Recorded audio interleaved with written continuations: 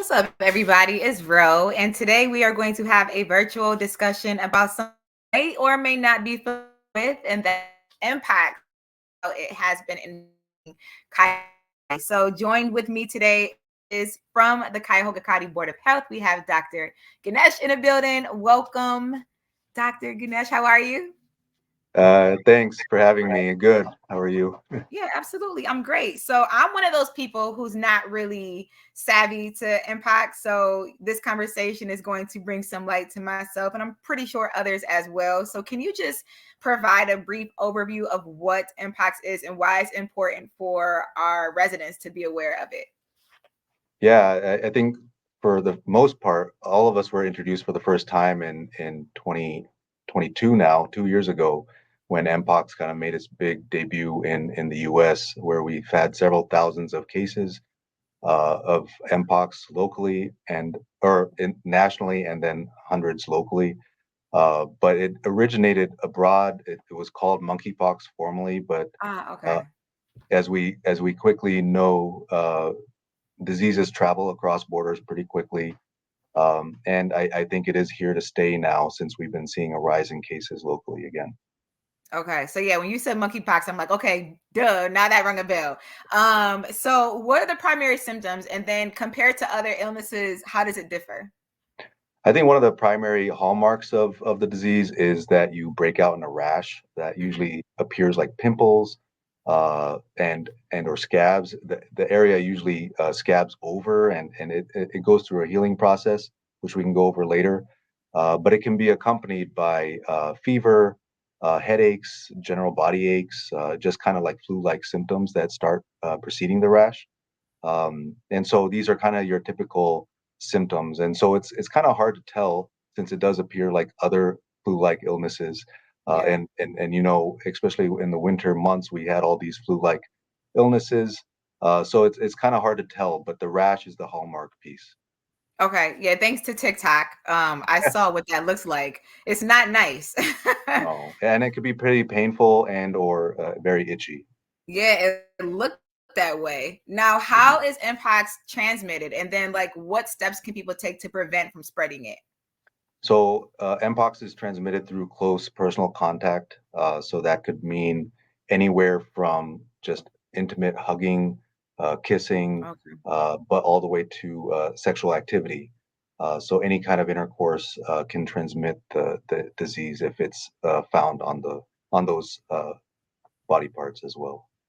So does that mean like when you say hugging, so if a person touches the skin that's infected, it's just that contagious just off a hug? Yeah, but I think more consistent touching in that specific area can cause that. I mean, I've seen lesions anywhere from the scalp and head to on the Mm, hands, so it can occur almost anywhere. got you. When it comes to the spread of it and who you guys are kind of seeing kind of contract this illness, what demographic is more at risk? And then what is it that they can do to be more vigilant in preventing it? Right now, we are seeing cases primarily in the LGBTQ community. Okay. That's kind of where we have been seeing a lot of these cases popping up. That doesn't mean that these are where the cases are primarily going to stay. I have had my own patients develop Mpox, and that has been in heterosexual men as well.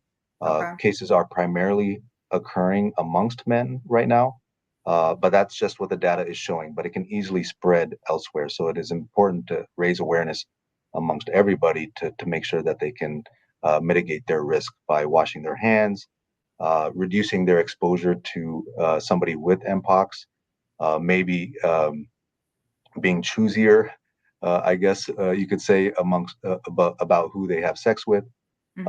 and just making sure that you're aware that what these lesions could look like and the symptoms that could be um, apparent, and reducing your exposure to, if you know somebody has Mpox, reducing your exposure to like their clothing, towels, and not sharing those types of things.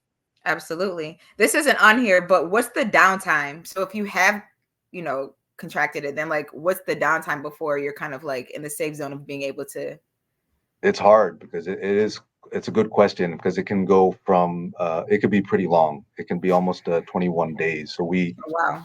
we and because you want a new rash to kind of that rash will scab over, and you want it to be completely covered with new fresh skin Mm-hmm. before you're considered non-infectious. So it is something that is a challenge, and us at the health department really try to work with people who are identified as cases to mitigate their risk of exposing others is really hard because the reality is people have jobs, they can't be off for 21 days, so Yeah.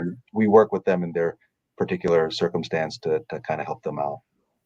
So that's kind of along the lines of my next question. I was going to ask you, how are you guys working to monitor and track the cases that are currently happening in Cuyahoga County then? So all cases are required if they are lab confirmed. We are notified through the state system that monitors these infectious diseases. We are often notified if there are other contacts of patients, so we keep a close eye of people who may have been exposed to a case that has been identified, so we can intervene quickly and kind of get ahead of how the disease is propagating, so we can make sure we isolate or quarantine people that may be at risk of developing disease as well. And we work closely with the Cleveland Department of Public Health and our major hospital systems to make sure that we have kind of a seamless communication. Got you. So if someone watching right now knows someone or them themselves suspects they may have gotten Mpox, or maybe they just have more questions, what resources do you guys provide for We have residents? we have resources on our website, ccbh.net. You can always call us and discuss these things with our epidemiology and clinical services. We have appointments available, which I forgot to mention that another way that we can reduce our risk is getting vaccine. There is a vaccine available uh, to prevent infection, to prevent serious infection. Um, that we have available at our site at CCBH, but also across at all the hospital systems and community health centers. Okay, so there's a vaccine, so that's good to know. So with most illnesses, especially ones that a lot of people are ignorant to, there's probably a lot of misconceptions. Do you guys see a lot of misconceptions with Mpox? And if so, what are they? One of the biggest ones that we've seen is that this is being called, I think we've seen this nationally and locally, that this is being called a gay disease. And Okay. I think it's very harmful to characterize it that way because you start missing diagnoses in people that do not fit this category. Hmm. You also marginalize a population that is already marginalized, and to say that this disease is only happening in that community is risky. So that's kind of what we've been seeing as kind of occurring now, and we've seen this previously with HIV, and we know Hmm. now that this is not uh, a gay disease, and I think it's harmful rhetoric. Yeah, that's probably the biggest misconception then, right? Hmm. What about some of the initiatives and collabs that you guys are doing with others or just other resources to basically, address impacts in the community? Well, we depend on our community. We try to make sure that we are working a lot with local health departments, local health systems, local community health centers. We depend a lot on our state health department to provide us some guidance and CDC. But I think the most important kind of collaborator we have is our local community organizations. We've been working with the LGBT Center. We've worked with in the past. We've worked with gay bars, the leather community, to kind of get an idea of where we can be most effective. And so listening to our community is probably our biggest asset, and we need to always do more of that. Uh, Absolutely. but it's hard sometimes to make sure we're hearing the right voices. Yeah, for sure. So, speaking of those voices, or again, just people who are scared, concerned, anxious, worried, overwhelmed, this is scary information because, there's so many Yeah. things out there, so many spreadable things out there. And I was like, oh, it's another one, but it is. So, it's always something. But for someone who's anxious about it, maybe they're a little bit worried. What do you just kind of provide for them, like just to kind of coast through it, get the right information that they need? I think I think making sure you're reaching out to reliable resources, talking to people who may have that knowledge or be able to talk to your provider about it, is a good start. If you don't have a provider, reaching out to, I don't know, your local community organizations or churches or Mm-hmm. community health centers. I think there's all sorts of avenues, but we've been trying to get information out to providers to make sure they're knowledgeable about it as well. But I think knowledge is power here.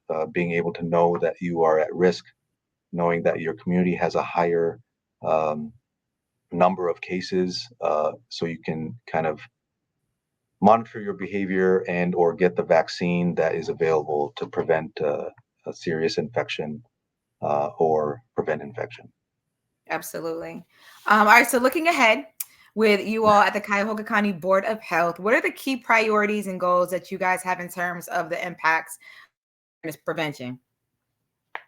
I think making sure that we are vaccinating the high risk groups, making sure that people who are not vaccinated are getting vaccinated, uh, making sure that we are reaching the right communities with the vaccine. I know there is a lot of vaccine hesitancy. So being able to talk about it and build that trust. I mean, I don't think the vaccine is the end all be all for to prevent the disease, but making sure that we are teaching them about behavior modifications that can be taken in addition to the vaccine could be the most powerful prevention strategy. I got an additional question. It was just Mhm. something I thought about. So I know you said that the downtime can be kind of long. Would you consider Mpox something that is curable? Does that make sense, or is it one of those things that if you get it, it's kind of there, or does it go away? Yeah, it's pretty much a self-limiting condition. It can be pretty painful depending on the location that it's at. But it's usually self-limiting in healthy individuals, but it can be pretty severe in people with suppressed immune systems, children. We've had cases in children and as young as 4 months old. Oh my gosh. We've uh, I mean, so we have to be really careful, and that's why I think it's dangerous to have that rhetoric where we are only characterizing this as a gay disease because it can happen in Mhm. almost anybody. So making sure that we are on top of it and discussing this openly is very important. Absolutely. All right. So for the residents here in Cuyahoga County, and maybe even someone watching from afar that's tapped into our stream, how can they contact you guys about impacts, questions, concerns, all of that? Well, we have our website, ccbh.net. We have an email address, ccbhnurse at ccbh.net. And you can always reach us at 216 201 2041. Absolutely. Oh, there it is.